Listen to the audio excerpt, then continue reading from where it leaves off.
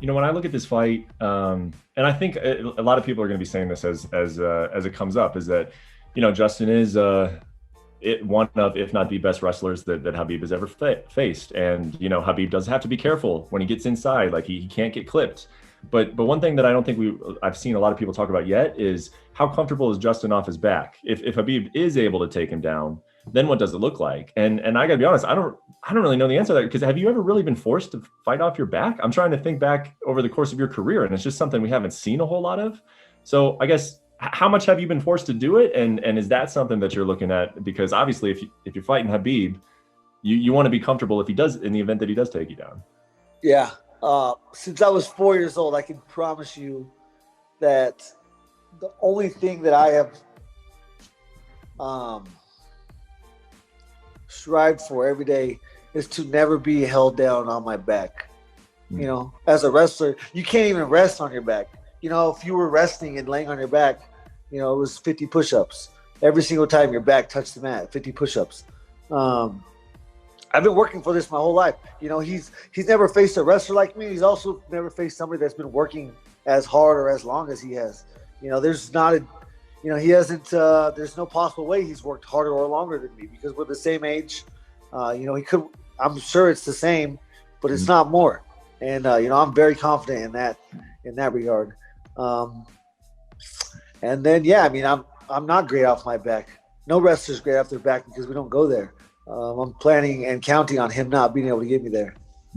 When you're going through these tough days in camp, how much does the money motivate you? I mean, I know you're fighting for glory, you're fighting to be a lightweight champion, you're fighting for your family, you're fighting for all of that. But do you think about the money? Do you think about like this is an opportunity to change your life in terms of that regard? Yeah, absolutely. I mean, with my family, with my life, with everything, there's different kinds of wealth. And with a win here, I have a very good opportunity. You say generational wealth. It wouldn't be necessarily generational wealth, but, it'd be a generation worth of wealth, Yeah. So that's something. As soon as I win, I'm going to get on the mic. My mom, whether I win or lose, I'm going to have my mom call her boss and tell her she's retired. She's got 2 years left. I think she loses like 2% if she retires right now. So I'm, most certainly going to supplement that. So whether I win or lose, I get to do that. I'm very happy and proud of that.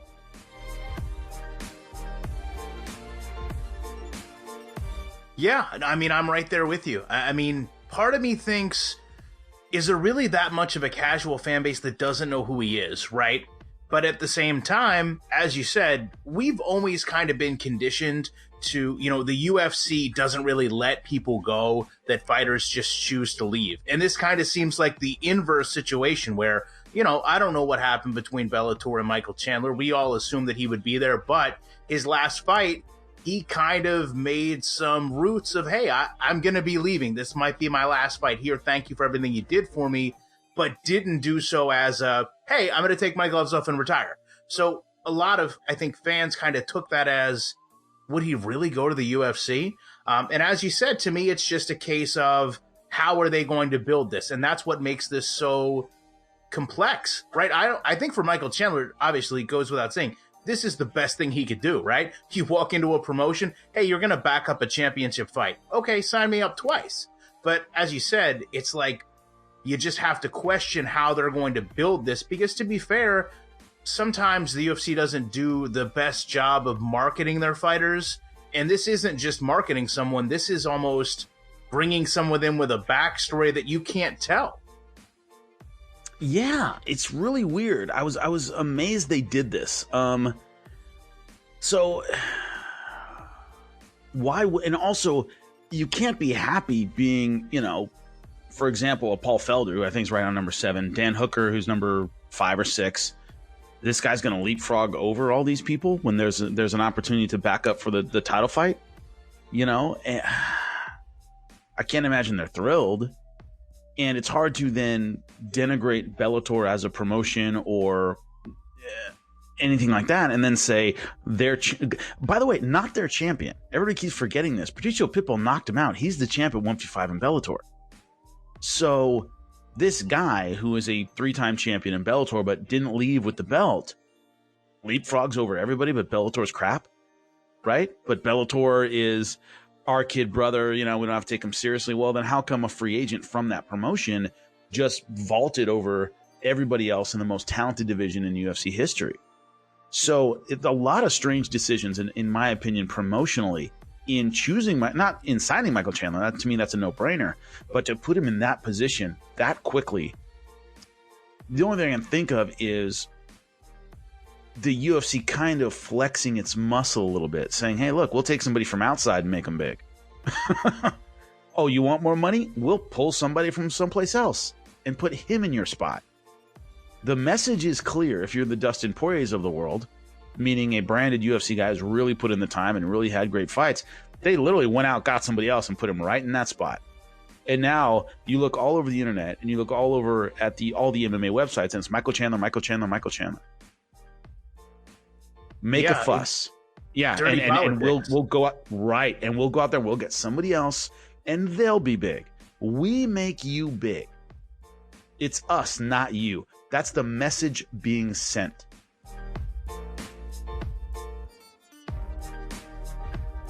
I kind of thought, look, we both had Cowboy because we love Cowboy. I did think that Nico, I know there was the eye poke, but I kind of thought Nico should have got the nod on that one, but I'm okay with a draw. If it wasn't for the eye poke, he would have had the nod, with a point. But it was almost like, I think he was getting mad at himself, but I kept thinking, like, he keeps doing it. He keeps putting his fingers out. Like, I think he was mentally screwing himself, Nico. Like, he was like, oh, damn it. Oh, what I do that again for? It's like, what are you doing? It's like he was concentrating almost on it. Like, without even, like, he's not a dirty fighter at all.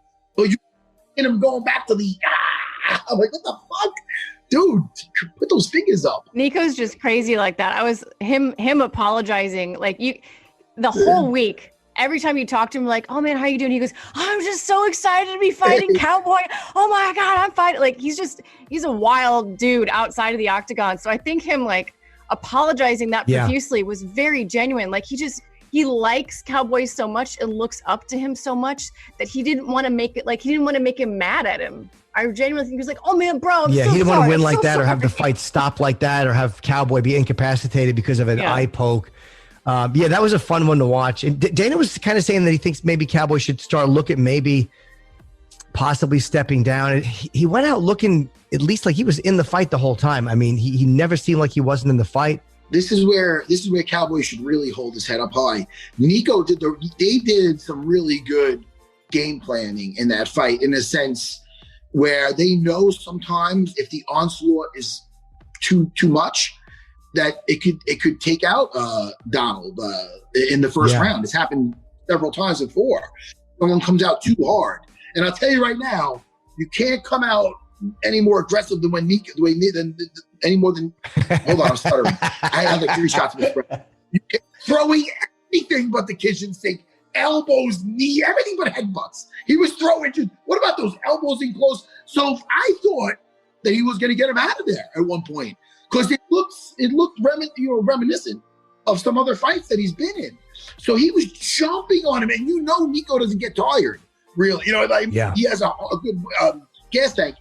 So for Donald, and this is a personal victory for him, like a moral victory in a sense where for him to overcome that onslaught and then come back and get back in the fight and do well, like that alone, hey, listen, it didn't work in Conor fight. Right. He got taken out and several other.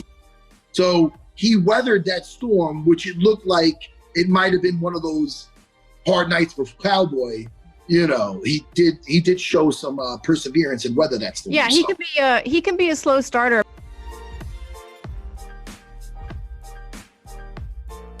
But let's talk about this main event and shine the spotlight on Colby Covington for being the elite welterweight that he is. And I just feel like his style is supremely problematic for a lot of fighters. He was able to get a TKO against Tyron Woodley.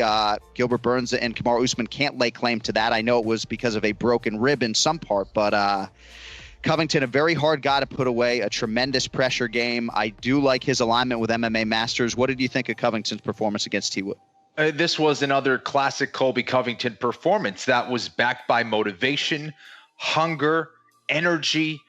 a willingness to try to get back and try to get another shot at Kamaru Usman. You know, again, I'm just blown away by his ability to keep a pace for 20, 25 minutes and actually get stronger as the fight goes on. It's unbelievable. And I thought it was a really clean performance from him. Did he actually get hit with big shots? I don't know if he did. And I thought he was able to really take Tyron Woodley completely out of his game. Again, I don't know if Tyron's performance was really backed by energy, motivation, hunger necessarily, but either way, it does not matter. You go in there with what you have, and Colby Covington was just playing better than Tyron Woodley that night, and he looked like a guy who might be able to get that belt in that very difficult division. There's a mental toughness, Kenny, to this kid that really jumps out at me. And even going into the Robbie Lawler fight, he had a nasty cut that really limited his ability to spar. And the kid goes out and throws 541 strikes over 25 minutes.